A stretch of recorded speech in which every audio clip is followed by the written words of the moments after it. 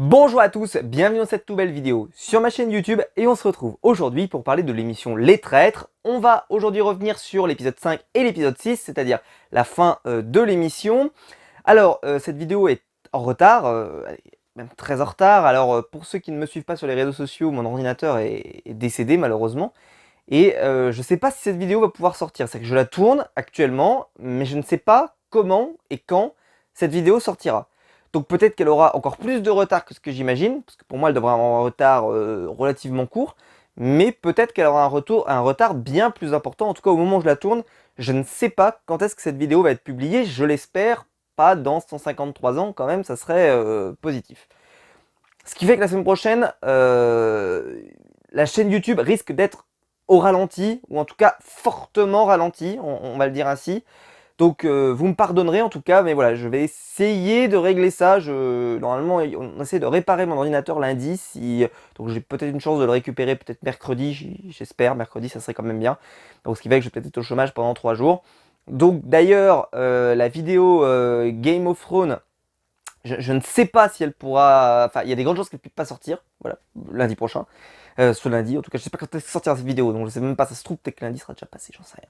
Bref, peu importe. En tout cas, dites-moi, voilà, je vous le dis, peut-être que je vous ferai un retour sur l'onglet communauté, ou alors sur Instagram, peut-être en story, je sais pas, dites-moi ce qui vous intéresse, mais en tout cas, ça va être très compliqué. Bon, je vais pas perdre trop de temps, mais c'est pour vous dire que si vous voyez que la semaine prochaine, je suis pas trop actif, c'est un peu normal. Alors, ceci étant, donc je suis quand même très content de trouver cette vidéo. J'espère qu'elle va sortir, mais je suis très content de trouver cette vidéo. Je suis un petit peu fatigué, mais c'est normal, vous inquiétez pas, j'ai l'air fatigué, mais c'est parce que j'ai eu ma rentrée des classes, tout ça, tout ça. Je suis épuisé, vraiment épuisé. Hein. C'est-à-dire que on se rendrait pas compte parce qu'on dit oui, les enseignants, machin, mais en fait, c'est les nerfs, là, c'est même pas un épuisement physique, c'est les nerfs. Alors, ceci étant, on se retrouve aujourd'hui pour parler de l'émission Les Traîtres, dont j'ai dit tout le plus grand bien la semaine dernière. Je vous ai dit que j'avais adoré cette émission, qui pour moi était une émission de grande qualité, vraiment une très belle production de la chaîne M6, une révélation. D'ailleurs, le programme a été annoncé pour une saison 2, enfin vraiment le popcorn, clairement. On est sur un truc génial, on nous dit tout de suite, oui, c'est un super programme, tout le monde en est conscient, tout le monde le sait. Clairement, pour ma part, c'est un programme que je vais suivre et avec grande attention. Aujourd'hui, on est là pour parler donc de cette fin. Est-ce que cette fin était à la hauteur de l'événement? Est-ce qu'elle a été décevante? Alors, je vous avais fait une théorie la semaine dernière, elle ne s'est pas révélée juste sur la conclusion de tout ça. On va pas se mentir, la fin qu'ils ont prévue, je trouve, avantage un tout petit peu les traîtres, qui ont plus de chances de l'emporter que dans ma version à moi. Et donc, malheureusement, ça spoilerait dans les commentaires, donc j'ai pas forcément envie de poser la question, mais je la poserai, mais quand même, ça me trotte dans l'esprit, je sais que c'est un programme donc, qui a été adapté ailleurs, est-ce que les traîtres gagnent à chaque fois? Est-ce que, voilà, à force, en fait, ils sont tellement, vu qu'ils peuvent être 3 plus 1, donc forcément, ça augmente le nombre de traîtres possibles, et ça peut rendre le jeu assez difficile. Et puis cette configuration de fin, normalement, était assez favorable aux traîtres, même si, globalement, là, à 2 contre 6 en finale, les traîtres pouvaient perdre, mais ils ont évidemment eu le soutien d'une personnalité dont je vous avais dit tout le mal, je mets toutes les parenthèses que vous voulez, tous les circonflexes, tout ce que vous voulez, sur Elsa. Je vous avais dit que c'était pas un très bon choix. Eh bien, je vais maintenir mes propos, mais cette fois-ci, je vais aller plus loin dans mes propos, c'est-à-dire que je vais vous dire aussi pourquoi c'était jouissif également de la voir dans le programme, paradoxalement. Voilà, c'est-à-dire que je vais me contredire tout en restant cohérent. Okay, un exercice de style, vous l'imaginez bien, de grand niveau, je vais essayer de faire ça. Alors, l'émission démarre donc avec la révélation. Alors déjà, moi j'ai vécu ça comme vous, c'est-à-dire que j'ai attendu une semaine pour savoir qui allait être éliminé. Bon, voilà, j'ai été très impatient de découvrir ça. Clairement, c'est assez génial. Je veux dire, tu sais pas qui est éliminé pendant une semaine, enfin c'est vraiment super. Et donc, quand les gens débarquent, alors ça je trouve que c'est longuet, je l'ai déjà dit, je pense qu'on pourrait accélérer, c'est-à-dire qu'ils arrivent les uns après les autres, ils ont souvent en plus pas grand-chose à se dire, à part juste le côté de « ah, machin et tout ». Bon, David Douillet, tu veux dire « ah, moi j'étais pas sûr d'arriver, en tout cas je sais pas, mais moi j'ai pas bien dormi ». Et puis l'autre tu réponds oui, à part les traîtres ». Oui, c'est vrai, enfin, en fait, en gros, il y a beaucoup on a l'impression qu'il a l'air de se passer des trucs, en tout cas que la prod a l'air de nous indiquer qu'il va se passer des choses, et en réalité il se passe pas grand chose. Mais l'arrivée la plus intéressante, c'était l'arrivée de Bernard, alors parce que Bernard avait des grandes chances d'être éliminé, mais au final il n'a pas été éliminé. C'est un des enquêteurs les plus dangereux du programme jusqu'à maintenant, donc clairement on pouvait mettre une grosse piécette sur le fait qu'il était éliminé. Bernard, donc n'est pas éliminé, arrive, s'installe, et là, en quelques secondes, en voyant arriver Riyad et Clémence, annonce, enfin pour nous en face cam, qu'il sait, enfin pour lui en tout cas c'est sûr, Clémence et Riyad sont les traîtres. Il n'a pas encore David dans le viseur, mais ça va venir plus tard.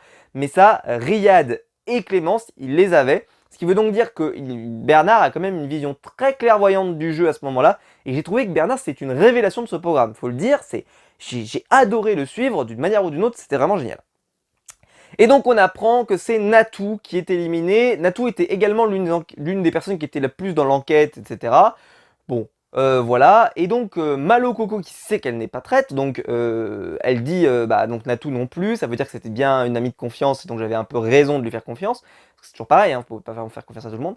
Mais elle va préciser, donc elle va dire qu'elle va essayer de se venger, qu'elle va venger les traîtres, va venger Natou, et qu'elle va donc punir les traîtres.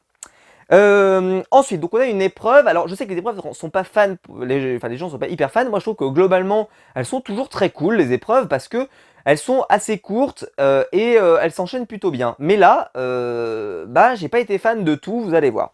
Alors, donc il y avait une épreuve donc de memory avec des humains, voilà, qui en fait, on devait les retourner. Ils avaient un masque et il fallait trouver des gens qui avaient un masque commun. Donc il fallait se mettre d'accord, de bien demander les bons chiffres pour pas redemander les mêmes à chaque fois, à chaque passage, puisqu'ils étaient en équipe. J'ai trouvé que c'était très bien, c'est un petit jeu sympathique. Bon, c'est répétitif, donc évidemment que ça n'a pas un côté un peu wow et voilà. Mais bon, c'était sympathique, et puis ça meuble bien, comme je vous l'ai déjà expliqué. Je trouve que l'enjeu est en plus intéressant, parce que l'immunité, c'est un élément qui, je trouve, dans son essence du côté de c'est par surprise, t'as les tiroirs comme ça, du placard, on ne sait pas qui a l'immunité, et parfois même nous-mêmes, nous ne savons pas qui a l'immunité, pas toujours en tout cas. Je trouve que globalement, c'est vraiment super intéressant. Parce que comme je vous l'ai dit, on est souvent clairvoyant sur le programme, nous on est extérieur mais on voit tout, mais des fois on a aussi des petites infos qui nous manquent, et ça rajoute un petit peu de piment de temps en temps. Alors, David il a une stratégie, c'est il se dit, moi vu que je ne veux pas que l'immunité arrive dans mon clan, mais je veux plutôt qu'elle aille de l'autre côté, pour Clémence et Riyad, eh bien je vais faire semblant de perdre. Oui, sauf qu'au Memory c'est quasiment impossible, c'est-à-dire que quand il arrive en fait il fait un choix, il est un des premiers à passer, donc il fait un choix, et en fait le hasard fait qu'il choisit directement une bonne paire. Bon, c'est comme ça, donc il dit j'ai pas pu faire ce que je voulais, c'est comme ça. Donc les bleus gagnent très facilement, grosse victoire, et trouvent rapidement l'intrus. Parce qu'en fait il y avait un memory, vous savez, ce memory c'est vous trouvez toutes les paires, et puis à la fin il reste une carte, ou quelqu'un en tout cas, qui n'est pas en paire.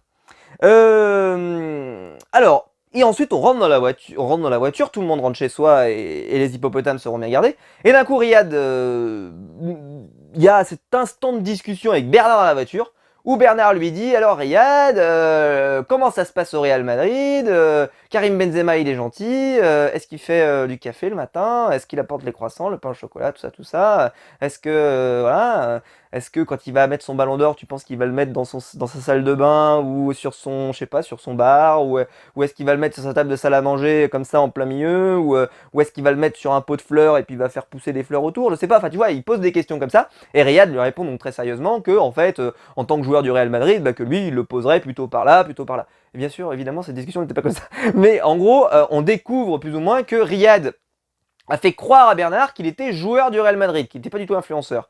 Sauf que Riyad a réussi à se persuader de façon un petit peu étrange que Bernard, il a marché. Mais il a marché le grec. Pas du tout. En fait, il n'a pas du tout marché Bernard. Donc c'est un dialogue de sourds comme on a rarement vu. C'est-à-dire que Riyad, il s'éclate tout seul, mais il est le seul à s'éclater. Bernard, il s'éclate tout seul, mais il est le seul à s'éclater. Et les gens autour ne comprennent rien. Mais vu qu'ils veulent pas faire une gaffe, entre guillemets, eh ben, c'est un truc lunaire, c'est un moment lunaire, où personne ne comprend l'enjeu, mais c'est pas grave. Et c'était à mourir de rire, mais en PLS, c'était magnifique. Donc voilà, Riyad récupère l'amulette, génial. Donc je rappelle que l'amulette ne protège que de l'élimination des traîtres, c'est-à-dire que ça ne protège pas de l'élimination du conseil, ça protège des traîtres. élément intéressant parce que Riyad va finir par être éliminé à la fin de cet épisode. On se disait putain mais il a l'amulette. Oui mais l'amulette ne protège pas des éliminations des traîtres. Sinon en fait ça protégerait trop les traîtres je suppose. Donc c'est un petit peu l'idée. Bon, alors voilà, il y a toute une discussion ensuite, donc au moment où ils arrivent sur la table, avec donc Bernard qui assène des coups sur Riyad pour lui dire qu'en fait il n'a pas du tout marché sur son histoire de Real Madrid, que justement c'est qu'il ait réussi à aussi facilement mentir, ça prouve que voilà, c'est un traître, il est sûr que c'est un traître, et là je l'ai trouvé tellement convaincant que je vais pas vous mentir, mais bien sûr que vous votez tous Riyad, mais moi aussi je votais Riyad, mais la France entière votait Riyad, tout le monde votait Riyad, on le mettait dans le bus directement, il rentre chez lui, c'était incroyable. David Douillet nous avait fait le même coup avec sa femme l'autre fois, mais alors là avec lui c'était encore plus fou, parce que David il y avait ce côté c'est ma femme, je la connais, etc. Là, lui, il le connaît pas, Riyad. Mais il était habité par ce qu'il disait. Et en fait, il aurait réussi à persuader tout le monde qu'il avait raison. Et il avait raison. Bon, il y a ce moment. Si vous aimez le non-verbal, n'hésitez pas à aller revoir l'émission, en tout cas si vous ne l'avez pas encore vu. Lorsque Bernard accuse Riyad, et qu'il lui dit « Riyad, vous êtes un traître », Riyad, ça va faire plaisir à Fabien Olicard, fait littéralement le geste du oui. Littéralement, c'est-à-dire que sa tête va baisser, mais ça se voit, c'est-à-dire qu'elle baisse d'au moins 1 centimètre. Comme ça, c'est-à-dire qu'il a fait en fait, il a manifesté visuellement qu'il disait oui. Bah, c'était bon, c'était fini. Hein. C'est-à-dire que si t'étais un peu observateur, parce qu'en fait, il disait non par la bouche, mais par la tête, il faisait oui. Donc, c'était mort. Il y avait tous les signes. Bref, Riyad, merci d'être venu. Au revoir. Merci pour votre participation. Alors, tout le monde va voter Riyad, évidemment. Même David, même Clémence, tout le monde va voter Riyad. Vraiment, c'est au revoir. Riyad, on est sûr que c'est lui. Et donc, Riyad s'en va. Conseil des traîtres qui a lieu, et là je marque sur ma tablette, je dis mais là vu que Bernard a éliminé un traître, en tout cas était l'artisan majeur, je pense que c'est lui qui va être éliminé, voilà. Parce que ça semblait logique à ce moment-là. Maintenant il faut comprendre que je me suis trompé parce qu'en fait c'était encore plus malin que ça. Bernard, au final, plus personne ne peut croire véritablement que c'est un traître parce qu'il est tellement méchant avec les gens, il est tellement, méchant avec les gens, vous m'avez compris, mais tellement dans l'enquête, etc., que j'arrive même plus à croire, moi, que ce soit un traître à ce moment-là. J'arriverai même pas à le croire. Et donc, en fait, si tu l'élimines, ça créera pas forcément du doute, tu vois. Ça créera pas du doute, parce que, en fait, on savait qu'il n'était pas traître. On le savait. Tout le monde le savait. Donc, bon, c'est comme ça. Voilà. Donc, moi, personnellement, je pense qu'il aurait fallu l'éliminer. Moi, je le maintiens. Parce qu'il avait une influence tellement néfaste qu'il fallait quand même l'éliminer. Il fallait l'éliminer. Peu importe ta justification, il fallait l'éliminer. Il était trop dangereux, Bernard. Donc il fallait le sortir. C'est pas la décision qu'ils vont prendre. C'est Alex qui va être banni. Bon, j'étais un peu surpris. Je me suis dit, putain, Alex, pourquoi Alex n'était pas non plus hyper investigation énorme. Bon, écoute, mais voilà, Bernard n'est pas éliminé. Mais c'est vrai que moi, je pense que Bernard, là, il était trop dangereux. Et puis donc on apprend le système de la finale. Donc le système de la finale, ce sera une succession d'éliminations, d'accord, un enchaînement d'éliminations dans l'ordre, c'est-à-dire que vous éliminez une personne, puis après on revote et on réélimine une personne, on revote et on élimine une personne, etc., etc. Il y aura plus d'amulettes évidemment, mais il y a un double vote qui va être mis en jeu. Alors, à ce moment-là, on nous explique très clairement, et cette deuxième partie, ce nouvel épisode qui démarre, va véritablement marquer qu'il y a David et Clémence qui sont démasqués par Bernard et qui sont démasqués par Maloko. Ils sont démasqués. Cependant, Elsa est convaincue, persuadée, habitée par le fait qu'elle est sûre que ce n'est pas eux. Et donc, ils vont former un trio. Et ce trio va décider d'éliminer Bernard. Pour dire, non mais c'est Bernard, je ne sais pas comment elle fait pour être persuadée que c'est Bernard, je n'y crois pas, même moi, enfin je veux dire, j'y arrivais pas à y croire. Je dis mais Bernard, quand tu vois comment il s'est investi dans ce truc-là, j'arrive pas à y croire qu'il soit un traître, moi en tout cas personnellement, mais Elsa, elle y croit, et ils vont vraiment aller la chercher dans le sentimental. Clémence, elle va aller chercher dans le sentimental, David aussi, ils vont avoir un petit peu une sorte de jugement moral de se dire est-ce que c'est vraiment bien ce qu'on fait. Allez-y les gens, franchement, de toute façon, on s'en fout. Voilà. Et donc bon, on nous annonce donc qu'il y a une dague qui va permettre d'obtenir un double vote. Et là, il va y avoir un enchaînement de jeux à la Squid Game, donc avec le jeu des chaises musicales. En fait, c'est que des jeux pour enfants, et donc ils ont récupéré, au lieu de nous mettre le jeu du calamar, je sais plus ce que c'était dans Squid Game, ils vont nous mettre les chaises musicales. Donc c'est une victoire de Clémence qui va gagner et qui va remporter 5 lingots. Elle élimine Bernard, qui ne peut plus donc concourir pour gagner le poignard. Ensuite, on a un parcours en damier très Squid Game. En fait, c'est, vous savez, le truc où ils ont 2 cases dans lequel si tu sautes sur la mauvaise case, tu meurs en fait. Et là, ils ont 5 cases. Si jamais tu te gourres et que tu tombes pas sur la croix, tu peux pas passer à la table, à la case suivante, etc. Enfin, c'est vraiment la règle de Squid Game, sauf qu'au lieu qu'il n'y ait que 2 rangées, comme dans Squid Game, il y en a 5. Mais c'est la même. Donc celui-ci, c'est Elsa qui va l'emporter avec 3 lingots. Et enfin, on a un jeu de billes, le même que dans Squid Game. Vous savez, vous prenez les billes comme ça, vous les mettez dans le dos et puis vous dites combien j'ai de billes. Enfin, combien j'ai de billes, pas combien, mais pair ou impair. Si tu as raison, tu doubles ton nombre de billes. Et clairement, ça, c'est une très mauvaise idée de l'avoir récupéré parce que ce jeu, il est nul. Il est nul pour mettre du rythme. Il n'y a aucun moyen d'accélérer la mécanique parce qu'elle peut durer très longtemps. Ils ont du bol parce que ça a duré relativement... ça a été assez rapide. Parce qu'en vrai, ça peut être interminable cette affaire. Interminable. Parce que si tu joues avec 3 billes, 3 billes, 3 billes, 3 billes, ça peut être horrible. Honnêtement, ils se sont tirés une balle dans le pied. Ils ont de la chance que ça se termine globalement assez vite. Parce que David, en plus, il commence très mal. Il finit par faire une énorme remontada.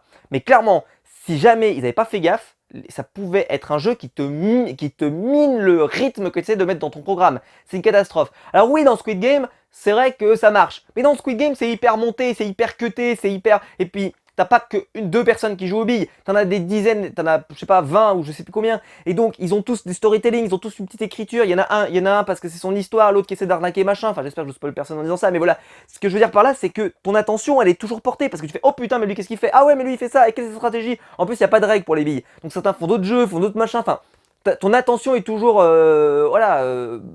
renouvelée. Et puis, t'as toujours cette histoire avec le vieux là qui est en train de se balader. Là, non, là, il n'y a pas de nouvelles. Là, on joue aux billes et puis on continue avec toujours la même mécanique, etc. C'était abominable. Je l'ai tweeté, j'ai dit, oh là, mais j'espère que ça va pas durer non plus un quart d'heure. Au final, au moment où je l'ai tweeté, ça s'est arrêté. Donc, j'étais en train de m'en plaindre au moment où ça s'est arrêté. Donc, ce qui veut dire que ça a duré trop longtemps, mais ça s'est arrêté au moment où je l'ai tweeté. Donc, j'étais content. Donc victoire de David, donc Elsa, Clémence et David se retrouvent pour récupérer peut-être la dague dans les tiroirs. Donc ce qui veut dire que c'est forcément un allié des traîtres, en tout cas les traîtres eux-mêmes ou un allié des traîtres, qui va avoir la dague. C'est formidable. Donc Elsa va trouver la dague. Nickel. Pour elle, voilà, très bien. Ensuite donc on nous annonce que il va y avoir donc le vote, les votes de fin. Tout le monde s'assoit, il y a peu de discussions, contrairement à d'autres, on a eu plein de discussions pour essayer de convaincre, machin et tout. Là, ça va très vite, parce qu'en fait, les gens sont bloqués sur l'opposition. Elsa est persuadée de ce qu'elle raconte, les traîtres ont bien joué le jeu et lui ont bien formaté l'esprit, et les autres, les 3 autres tours, sont en train d'essayer de se mettre d'accord. Ouais, ils essaient de se mettre d'accord pour... alors ce que je trouve que par contre, c'est qu'ils ont été un peu stupides, c'est qu'ils ne se sont pas mis d'accord sur le même nom tout le long. Mais vous allez me répondre, ils ne peuvent pas être persuadés qu'il n'y a pas un traître parmi eux. C'est vrai. Mais tout de même, là, ça a donné vachement de chance aux traîtres, comme je vous l'ai dit, de s'imposer, parce que eux, par contre, ils sont unis.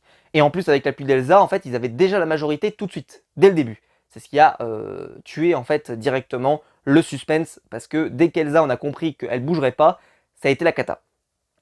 Donc, 3 votes pour Clémence, 4 votes pour Bernard. Pourquoi? Parce qu'il y a un double vote d'Elsa, donc ça fait 4 votes pour Bernard. Bernard est éliminé, il révèle donc qu'il n'est pas un traître. Bon, ben voyons, c'était une évidence. Elsa tombe de sa chaise. Mais qu'est-ce que j'apprends? Ce n'est pas un traître. Mais si, c'est évidemment un traître, je suis persuadé, je fais confiance à mes amis, évidemment. Et là, normalement, il devrait y avoir une alarme qui aurait dû se déclencher chez Elsa. Pourquoi? Parce que, on est bien d'accord que les 2 autres, là, les 2 traîtres, qui lui ont monter un peu le bourrichon à Elsa pour qu'elle se dise il faut absolument que je vote Bernard, il faut que je vote Bernard, elle aurait dû changer de fusil d'épaule en se disant il y a un truc qui cloche. Surtout qu'elle va commencer à dire tiens, mais on me regarde plus vraiment, machin et tout. Et là, je pourrais en reprocher à Elsa. Parce que je pourrais dire, pour moi, Elsa aurait dû changer de braquet. Mais en fait, ce que j'avais pas prévu, c'est que les autres candidats du programme à ce moment-là vont voter contre. Elsa et pas contre Clémence. En fait, certains vont se retourner contre Elsa. Et donc, je l'ai noté là, après, donc au prochain tour, Bruno va choisir Elsa. Il va plus rester sur Clémence. Et donc, j'ai dit, mince, ça veut dire qu'il va y avoir donc un vote pour Clémence, un vote pour Elsa, 3 votes contre Bruno. Bruno s'en va. Et vous voyez, il vote toujours contre les mêmes, à 3. Et c'est toujours pas un traître qui s'en va. Normalement, Elsa devrait réaliser à ce tour-là. Mais non, elle va toujours pas réaliser, elle va rester bloquée sur son truc. Là, ça fait 2 fois qu'elle se gourre. Ça fait 2 fois qu'elle se gourre et qu'elle reste sur la stratégie qui a été proposée par les traîtres. Donc elle aurait dû se dire, mais bon, les autres là d'un coup, ils se disent, mais en fait c'est Elsa la traître. Alors que moi j'étais persuadé, je vous l'avais dit, Elsa c'était pas du tout le profil à être traître, etc. C'était sûr qu'elle était pas traître. Mais là je sais pas comment c'est possible, ils vont tous les deux voter contre, il va y avoir donc 3 votes contre Mélo et 1 vote contre Elsa, même pas contre Clémence, ni contre David d'ailleurs. Et Mélo donc vote Elsa cette fois-ci. Elsa est, elle est en pleurs, parce qu'elle comprend à ce moment-là, je sais même pas comment elle fait pour attendre ce moment-là pour se rendre compte qu'elle se gourre. Parce que elle fait une réplique qui est particulièrement pertinente juste avant, elle dit « Quand on n'est plus que 4, ça veut dire que parmi David et Clémence, vu que je sais que je suis pas traître, elle le sait, il y a forcément sur les 3, 2 traîtres. Donc soit David, soit Clémence est traître. » Déjà là normalement ça aurait dû bugger, elle aurait dû changer de braquet. Mais même là ça suffisait pas, parce que même si là elle change de position, et elle va sur Clémence, ok. Sauf que vu que Malo Coco, elle est partie sur Elsa, et il pouvait pas gagner non plus, et c'était foutu. Et après c'était mort, hein, parce qu'après ils étaient plus que 3, et évidemment ils éliminent Elsa. Donc je maintiens que ma solution était meilleure, parce que en fait si t'arrivais avec les 2 traîtres que tu éliminais, globalement, tu avais beaucoup plus de chances de réussite. Donc, ça favorise quand même beaucoup plus les traîtres, on va pas se mentir, mais bon, c'est comme ça, voilà. Donc, Elsa est en pleurs. Ils ont un peu de mal avec ça, ils ont un peu de mal à assumer les traîtres, etc. Mais c'est plutôt marrant. Et enfin, donc, un gros dilemme pour finir. En fait, il y a plusieurs possibilités pour se partager l'argent. Parce que je savais pas comment, ils ne devaient pas préciser comment c'était. Donc, il y a 2 gagnants cette fois-ci. Il y aurait pu y avoir plus de gagnants, mais il y a 2 gagnants. Les traîtres se sont mis d'accord. Soit vous tournez avec une carte qui dit qu'on partage, soit il y en a un des deux qui dit je garde tout et il garde tout, soit les deux prennent je garde tout et dans ce cas-là, aucun des deux ne récupère l'argent et c'est Elsa qui récupère l'argent. Au final, j'avais aucun doute là-dessus, les deux décident de diviser. Je vais vous dire pourquoi, c'est juste parce que si c'était pas pour une association, si c'était des gens normaux, ils auraient pu vouloir jouer pour leurs pommes. Mais là, vu que c'est pour une association, je ne vois pas les candidats, malgré que c'était un jeu de traite, de trahison, etc., priver l'association adverse, peu importe l'association, peu importe la valeur de cette association, elles sont toutes de valeur, lui dire « je te prive de l'argent que on a gagné tous les deux », j'y croyais pas une seule seconde. Donc ça n'a pas marché sur moi. Peut-être que ça a marché sur vous et moi ça marchait pas. Parce que j'ai dit tout le long, j'ai dit c'est sûr ils vont partager parce qu'en fait le suspense, bah oui ok, imaginez qu'ils partagent pas. C'est-à-dire que ce serait Elsa qui récupère, enfin bref, ça n'aurait pas de sens. Ils jouent pour une association, ils jouent pas pour eux, donc c'était certitude que ça allait partager. Voilà. Et ça partage. Le programme se termine là-dessus. Elsa, voilà, vraiment le cœur sur la main. Alors, évidemment, Elsa, c'est rageant. Parce que pour moi, comme je vous l'ai dit, elle a trop mal joué. Et puis au final, en plus, elle a même réussi à passer pour une traître. Ce qui est absolument un exploit pour moi, hein, parce que c'est impossible pour moi, Elsa. Cependant, Elsa, je vais quand même dire un truc, c'est que c'était quand même hyper marrant de la voir se planter comme ça, là, tout le long. C'est-à-dire que je maintiens mes propos et mes allégations de l'épisode précédent, enfin de la première vidéo que j'avais fait. Je vous disais que c'était pas un bon profil, parce que clairement, justement, ça a produit ça, quoi. Cependant, ok, c'était pas un bon profil, mais, c'était une super candidate quand même. Ouais, franchement, c'était une super candidate. Mais c'était une super candidate dans le sens, c'était super marrant de la voir se vautrer comme ça, puis en plus rester dans son truc en se disant non mais je suis sûr, etc. Alors qu'il y avait tous les alarmos vraiment pour se dire que c'était sûr que c'était pas le cas. Je trouve qu'en plus Clémence joue hyper mal le coup, donc il y a clairement moyen qu'elle se fasse démasquer si jamais elle insiste un peu. Je sais pas, je trouve que clairement Elsa c'était une catastrophe, mais c'était jouissif de le voir. Faut pas se mentir, c'était jouissif. Voilà. Dites-moi ce que vous en avez pensé dans les commentaires, si vous avez aimé ce programme jusqu'au bout. En tout cas, moi j'ai passé un excellent moment dans les 2 soirées. Enfin les 3 soirées. En fait, j'ai vu beaucoup d'épisodes en 2 jours. Mais voilà, là j'ai vraiment passé un excellent moment. Je trouve que 3 Prime en plus c'est super. C'est pas trop long, tu vois. Ça permet d'avoir un truc très rythmé avec pas mal de candidats. On passe une soirée, hop, ça s'enchaîne très bien. Et en 3 soirées, on a fait une saison. Je trouve que c'est très bien, ça peut revenir de façon récurrente de temps en temps. Voilà, moi, comme je l'ai dit, j'aimerais bien que ça revienne pour Noël, par exemple. Et puis peut-être pour une autre période. Enfin voilà, de temps en temps, une petite dose de ce programme, je pense que ça peut être excellent.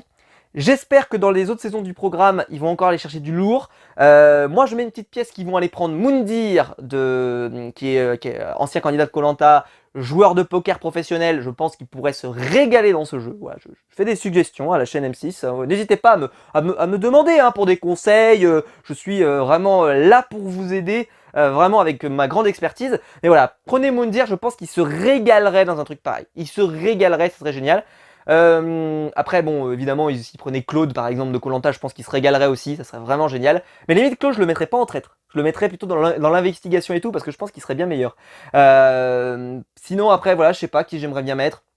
Peut-être un... Peut-être... Alors, c'est sûr que par contre, ça serait presque de la triche, parce que si tu mets Fabien Olicard là-dedans, il fait un carnage. Un carnage, ça doit être terrible. Ou alors, faut le mettre en traître. Faut le mettre en traître. T'as pas le choix. Parce que sinon, c'est un carnage. Parce que, voilà, il arrivera à tout détecter, ça sera très difficile. Moi j'aimerais bien, pourquoi pas, qu'il nous rajoute, je sais pas, d'autres... Enfin, faites vos suggestions dans les commentaires voilà, de personnalités. Par exemple, je sais pas, des personnalités un peu sympas, ça pourrait être Soprano par exemple. Ça serait un super choix. Ou Black M peut-être, je sais pas, des personnalités comme ça qui ont vraiment cette envie de jouer, cette envie de passer des bons moments et tout, et je pense que ça pourrait être très cool. Dans les comédiens, par exemple, Frédéric Diffenthal serait super, je pense, dedans. Ou peut-être je connais pas le nom de l'acteur, mais celui qui joue Raymond dans, vous savez, les scènes de ménage. Il serait super lui aussi par exemple. Voire même les deux d'ailleurs, sa femme et... Enfin sa femme, c'est pas sa femme dans la vraie vie, mais Huguette et Raymond. Ce serait trop bien tous les deux. Qu'est-ce que je pourrais vous suggérer? Enfin, il y en a tellement en fait des choix comme ça que je pourrais me dire, allez tiens, allez-y, essayez de les mettre. Peut-être un humoriste, donc on pourrait mettre, je sais pas moi, un Ahmed Silla, ou je sais pas, je prends des personnalités qui sont un peu connectées avec M6, qui sont peut-être plus faciles à aller chercher. Parce qu'il pourrait prendre Jamel par exemple aussi, c'est pareil. Mais Jamel, je pense que ça serait compliqué pour lui. Mais j'en sais rien, ça pourrait être marrant aussi, Jamel. Ah, Omar Sy, ça serait génial aussi. Omar Sy, ça serait super. Un Jean Dujardin, bon là, mais là on part sur des trucs, peut-être que c'est trop compliqué à obtenir. Mais pour dire, et puis j'espère qu'ils reprendront peut-être des gens qui sont un peu hors du système, comme par exemple là Bernard, qui reprendront peut-être un écrivain ou des choses comme ça. Parce que vraiment, là c'était tellement de tous les horizons que c'était génial. Qu'ils aillent aussi peut-être sur, voilà, comme je l'ai dit, sur du youtubeur. Il y en a tellement des youtubeurs qui peuvent se régaler, hein, allez-y, hein, franchement, voilà, il y a du choix. Franchement, vous ferez toujours un bon choix. De toute façon, c'est toujours des bons clients globalement, donc vous ferez un bon choix. Je sais pas si vous prenez un Squeezie, si vous prenez un Inoxtag, peut-être, ça pourrait être sympa. Michou, j'y crois pas trop. Je pense que c'est pas trop son espace, ça doit pas être trop sa cam. En tout cas, j'y croirais moyen. Mais voilà, en tout cas dites-moi dans les commentaires si vous avez des pronostics, ça m'intéresse, de candidats que vous aimeriez voir là-dedans, vous diriez oh purée le carnage que ça pourrait être.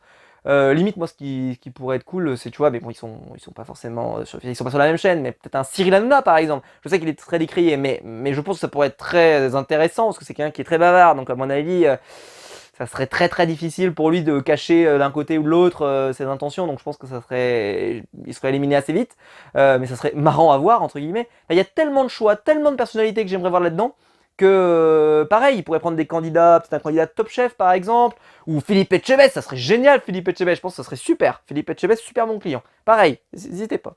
Non mais vraiment, j'ai une liste, moi en fait il y a des gens que j'aimerais voir jouer à ce jeu, mais alors... je pense que je pourrais vous faire un casting 9 étoiles. Il faudrait peut-être que je fasse une vidéo là-dessus d'ailleurs, sur mon casting 9 étoiles. Mais en tout cas, j'ai adoré ce programme. Voilà. Si la vidéo vous a plu, vous pouvez la liker, vous pouvez vous abonner, vous pouvez la partager sur les réseaux sociaux. Il y a le bouton rejoindre juste en dessous pour devenir mon gros soutien. Et je vous en remercie. Et n'hésitez pas à soutenir la chaîne parce que j'ai plus d'ordinateur. J'ai besoin de votre aide. Donc n'hésitez pas si vous avez besoin. Si vous avez je sais pas, si vous avez un petit peu de sous qui reste, n'hésitez pas. Hein. Je fais une bourse. Voilà, j'ai besoin d'acheter un nouvel ordinateur, je crois. En tout cas, j'espère que la vidéo vous aura plu. On se retrouve de toute façon, je l'espère, je croise les doigts, très vite pour des nouvelles vidéos sur ma chaîne YouTube et que je serai pas trop longtemps au chômage technique. On se retrouve très vite. Ciao.